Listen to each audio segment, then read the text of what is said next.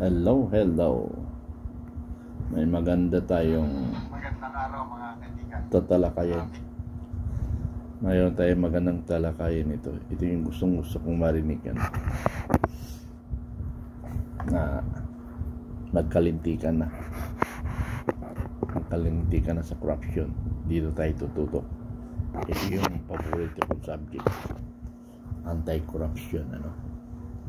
So, pakinggan natin muna. Sana itong balita na ito ay magkatotoo na si Senator-elect Marcolita ang maging Blue Ribbon Committee, kasi ito ang kailangan natin sa bansa. Ito.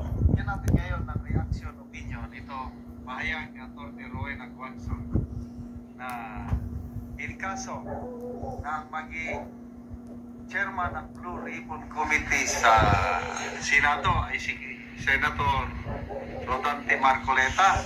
Sabi niya sa mga kawatan sa gobyerno, pumanda na kayo, pumanda na kayo.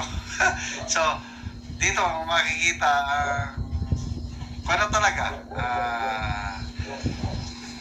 itong ating Atty. Rowena Guanzon, palaban na talaga, nakikipag alyansa na siya sa mga Duterte-allied politicians para labanan ang katiwalian sa gobyerno, sa administrasyon ito. Pakinggan natin siya.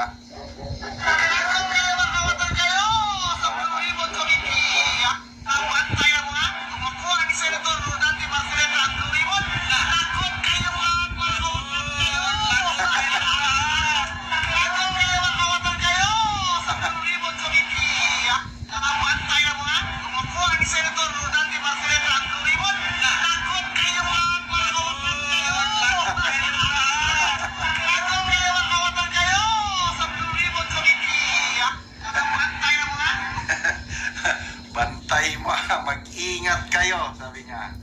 Okay, bakit Blue Ribbon? Okay, narinig ko mismo si Senator Marcoleta na kung sino man ang maging Senate President,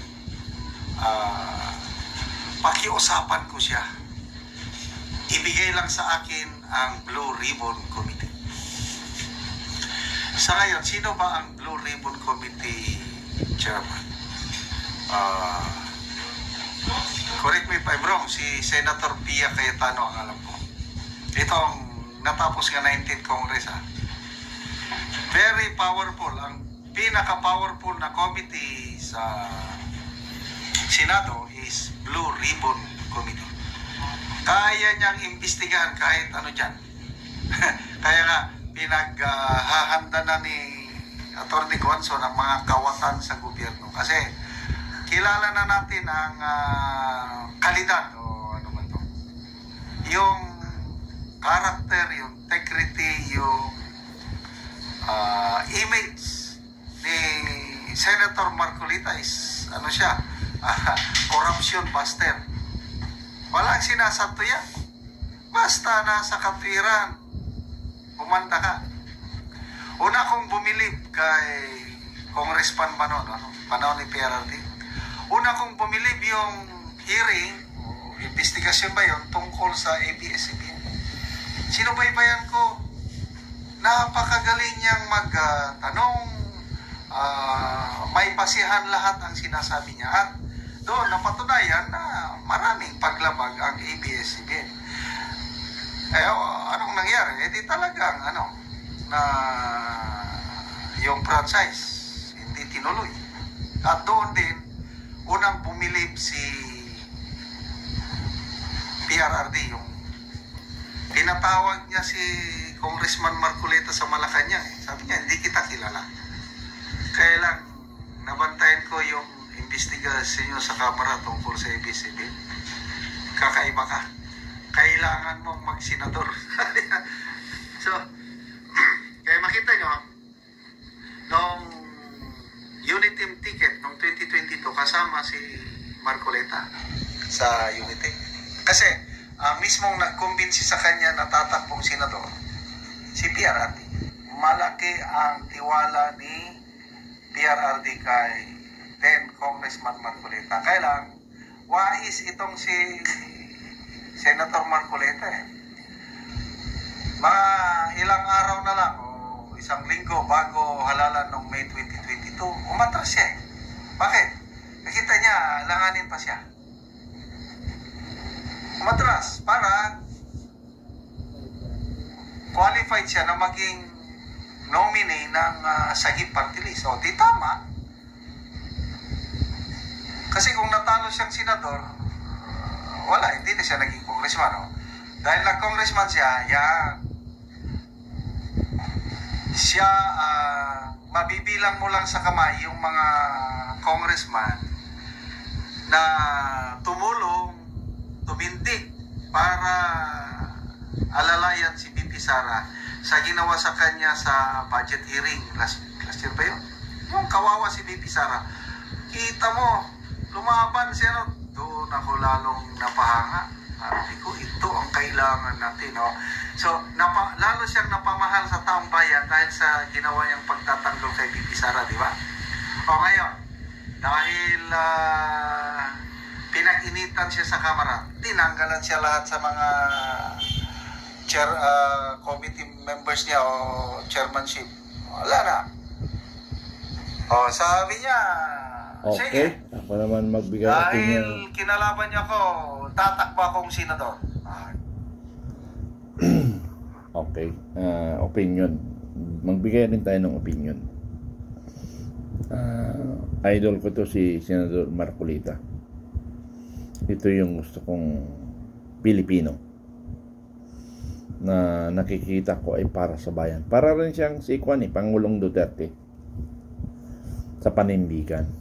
Kaya lang yung mga ibang diskarte ng mga discarding bugoy, wala siya nun. Puro formal siya. Pero nanggaling siya sa mahirap magsasaka, no? Pero iba yung pagka talino niya. Iba rin kay Pangulong Duterte ang talino. Wholesome kasi kay Duterte, no? Lahat sa kanya.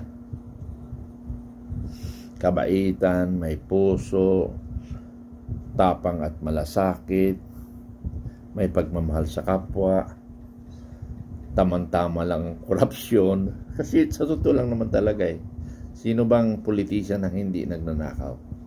Lahat yan magnanakaw. Kaya lang yung ninanakaw ng iba, barya-barya lang. Pero yung iba, talagang habang buhay na korupsyon. Yung yung kalaga, one time, big time ba? Yun yung mga demonyo. So, sabi ko nga, hinihintay natin kasi nga, napakasarap nga itong 20th Congress, dahil magsasalubong sila ni Marcoleta, upper and lower.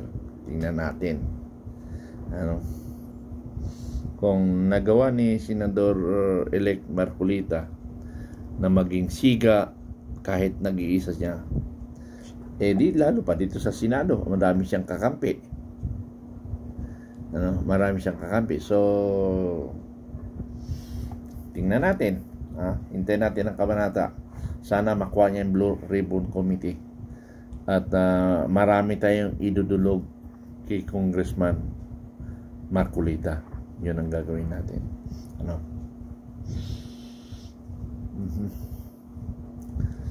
So, Filipino Guerrilla Forces, tuloy-tuloy lang tayo. Ang daming papuri ng ginagawa ng mga ating kababayan na yung mga nakakaintindi sa atin sa Filipino Guerrilla Forces at makita nilang mission natin. Nakakagulat sa mission and vision natin, nakakagulat. Para bang kakayanin natin ang problema ng bansa. Kaya natin yan kung tayo ay magkaisa. Sovereign power nga nasa taong bayan ng kapangyarihan So gawin natin yun, gamitin natin yung Republic Act 6735, which is a people initiative. Taong bayan ang nag-i-initiate sa anumang kabutihan ng ating bansa. That is not a violation. Yung palitan natin, magsisigaw tayo, ayaw na natin sa kay Marcos bangag. Nasa kanyan nasa ating konstitusyon. Kaya lang problema sa atin, ang daming natatakot. Ang daming nag-aalangan. Yung natatakot, nag-aalangan, sana yun ang makuha natin. Pero yung walang pake, ay wala ka talagang maasahan doon. Or yung tama lang silang mabuhay, wala silang pakialaman mangyari, wala tayong magagawa kasi yun ang kanilang mindset. Pero tayo, hindi tayo mapakali kung alam na natin ginagago tayo. Pero sa totoo lang, pag tinitingnan ko other Pilipino, matino si Marcos. Pag tinignan ko dito, gago si Marcos. Pero ang percentage na lang. At alam natin, kaya nga pilit nilang sirain si Duterte. Kasi nga, majority of the Filipino, Duterte. Duterte. Kaya ganun sisirain na. Pero, sa ano pa man, mga kaibigan, sana palakasin pa natin ang ating Filipino guerrilla forces. Sabi ko nga sa inyo, sa barangay, sa municipality, pag marami na kayo dyan, call us. Then magkakaroon tayo ng lecture na magiging mayor virtual mayor tayo. Paano yun? Pag-uusapan natin. Magdi-discuss dyan si Attorney Magdamo. Now sa power ng Filipino people from the barangay, gamitin natin yun. Kaya kung sino ang mga commander ng mga barangay, see to it na nakuha niyong taong bayan, especially the barangay council. At sabi lang naman sa council is para sa inyo ito, hindi para sa amin, para sa ating lahat. Yun lang. Maraming salamat.